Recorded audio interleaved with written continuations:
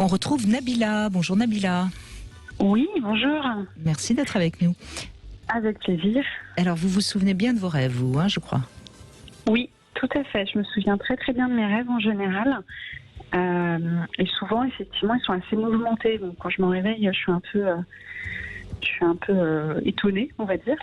Un étonnement. Et c'est vrai que j'ai un rêve qui revient régulièrement. Racontez-nous alors. Écoutez, c'est un rêve où je suis, alors je ne sais pas où, dans un genre, peut-être un hôtel ou quelque chose comme ça, avec une amie, et je me réveille en sursaut en criant « il y a le feu, il y a le feu, il y a le feu », et les gens ne réagissent pas.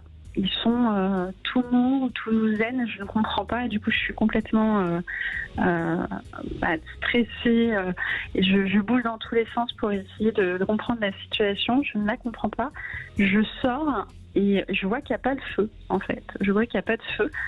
Et je sors quand même. Et c'est vrai que du coup, je ne comprends pas trop ce rêve qui revient de temps en temps. Bon, en tout cas, ça veut dire qu'il y a du feu en vous. Oui, c'est sûr. Un peu trop pour votre entourage, peut-être.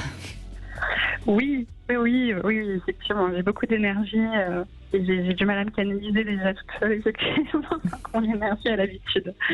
Oui, mais c'est ça peut-être qu'il faut comprendre, c'est qu'elle vivez ce feu qui vous habite et tant pis si à côté de vous on vous juge. Alors il y a aussi alors alors je suis tout à fait d'accord avec l'interprétation. Il y a le feu en vous, finalement beaucoup d'énergie, parfois. Peut-être trop d'énergie alors qu'il se passe pas grand-chose, puisque vous dites à la fin du rêve, il y avait pas de feu finalement. C'était pas si grave que ça, mais vous l'avez vécu comme si c'était quelque chose de très fort.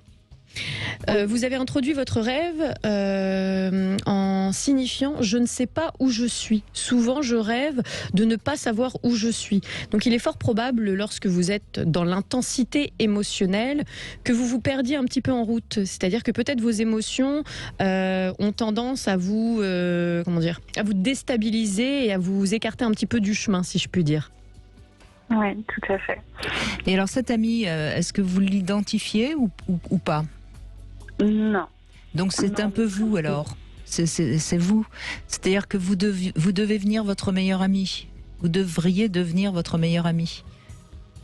Comme si, vous voyez, il y a une part de vous qui est un peu paumée, mais il y a quand même une part de vous qui sait qu'elle pourrait se prendre par la main et aller dans la direction qui lui convient. Oui, effectivement, c'est vrai que ça m'arrive de temps en temps d'être complètement perdue alors que j'ai une route tracée quand même devant moi. Mais oui, c'est vrai que je suis tellement un peu hyperactive que des fois je m'y perds, que ça me fatigue toute seule. Ouais, mais c'est peut-être un petit travail sur les émotions qu'il faut que vous fassiez dans le conscient, tout simplement. Vous devez vous laisser un petit peu basculer par des émotions qui sont peut-être contradictoires, comme chez tout le monde, mais que vous n'arrivez pas peut-être à repérer dans ces contradictions. Et ce qui fait que vous allez à droite, à gauche, vous êtes... Oui, c'est vrai que j'ai tendance un petit peu à me perdre. Et comme je suis toujours sur plein de choses en même temps, de temps en temps, j'ai besoin de me poser un peu pour pouvoir regarder et être sûre que je vais dans la bonne route. C'est un peu comme ça que je vois les choses.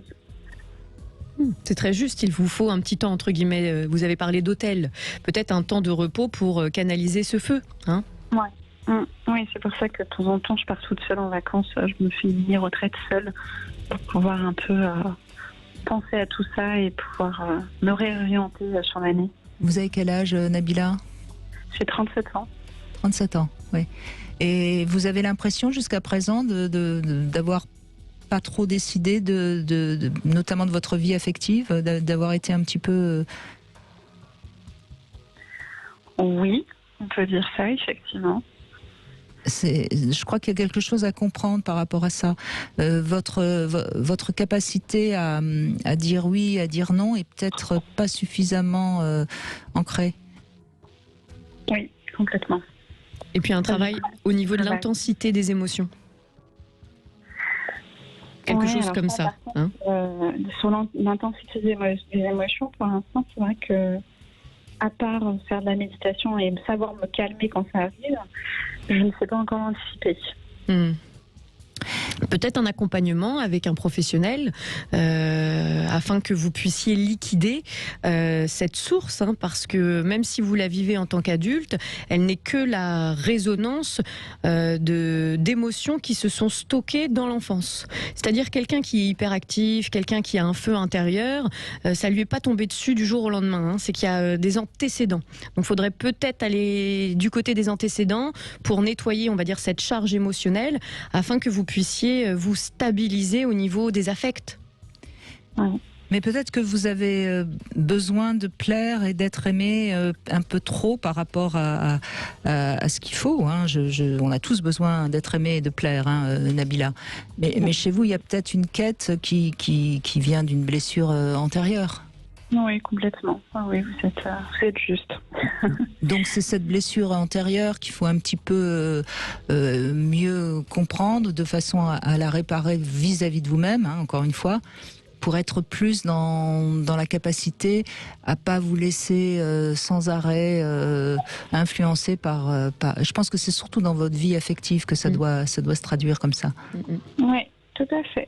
Hein, parce qu'au fond, vouloir absolument, enfin, ne pas oser dire non à quelqu'un parce qu'on a tellement besoin de plaire ou d'être aimé, c'est quelque part ne pas se donner suffisamment d'importance par rapport à soi. Et à l'arrivée, on est perdant. Hein. Oui, je suis bien d'accord avec vous. C'est vrai qu'en fait, quand j'étais petite, j'ai pas été aimée comme j'aurais aimé l'être, on va dire. J'ai pas forcément, mes parents m'ont pas exprimé quoi que ce soit. Il n'y a pas eu le côté câlin, etc. Mais c'est vrai que j'ai grandi avec ça, je me suis construite avec ça, en me disant qu'effectivement, il fallait tout faire pour qu'on m'aime, en fait. Et j'avais l'impression de devoir faire des choses pour qu'on m'aime. Donc bon, j'ai travaillé là-dessus avec un professionnel, etc. Aujourd'hui, c'est un peu différent, mais c'est vrai que cette charge quand même est encore un peu là. Oui, et puis de toute façon, ça, vous pourrez pas revenir en arrière. Ça, il faut en faire le deuil. Mais en revanche, vous pouvez apprendre à vous aimer suffisamment et à être suffisamment sûr de votre capacité à être aimable pour pas être en recherche continuelle. Parce que je pense qu'il y a quelque chose encore qui doute chez vous. Moi, je vois pas pourquoi vous doutez. Vous avez certainement suffisamment de capacité à être aimable, mais vous n'en êtes pas encore certaine. Et c'est ce travail-là qu'il faut faire. Quand vous vous ferez confiance, c'est pour ça qu'on répète toujours que la personne la plus importante, c'est nous. La personne qu'on doit aimer d'abord, c'est nous. Et à partir de ce moment-là, on n'est plus dans une quête qui de toute façon, c'est un puissant fond. Ouais. Oui, complètement. Je fais un travail depuis quelques temps là-dessus. Alors bien sûr, c'est pas magique, hein, c'est avec le temps aussi. Mais je suis sur le chemin petit à petit. Je me dis qu'à un moment donné, j'y arriverai complètement.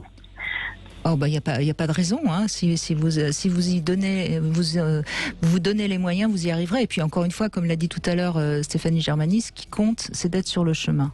Après, le chemin, il y a parfois des haies à franchir, il y a des cailloux parfois dans la chaussure, il faut s'arrêter pour enlever les cailloux. Mais ce qui est beau, c'est d'être sur le chemin. Parce que de temps en temps, et ça c'est ce que je répète souvent quand on est dans un travail comme vous, Nabila, on peut de temps en temps désespérer, se dire ça n'avance pas, etc. Et à ce moment-là, on s'arrête, on regarde derrière soi et on voit d'où on vient et on se dit quand même, chapeau l'artiste. Complètement, oui, je suis bien d'accord. Donc, et puis, quand même, vous avez une belle capacité à vous observer, hein, parce que cet ami qui apparaît dans le rêve, comme le disait Brigitte, c'est le double de vous-même. C'est-à-dire, vous pouvez percevoir ce feu et vous avez une observation quelque part, je ne sais pas où je suis. Donc ces rêves ne sont pas refoulés et en plus ils reviennent à répétition. Donc c'est plutôt bon signe parce que c'est prêt à être palpé, si je puis dire. C'est pas caché, c'est pas camouflé, c'est là, c'est présent, donc c'est palpable. Donc je pense que vous avez de quoi avancer rapidement puisque les problématiques, vous les percevez pleinement. De quelle couleur vous habillez souvent, Nabila ? En rouge. Ah, c'est ce que je vous disais. C'est le feu. Super, c'est ce que j'allais vous conseiller. Du rouge et surtout, essayez l'orange, ce sera encore mieux. D'accord, très bien. Voilà. J'essaierai, je vous remercie. Ben, je vous en prie. Mais c'était justement le conseil que j'allais vous donner. Donc vous êtes sur le chemin, il n'y a aucun problème, on ne s'inquiète pas pour vous.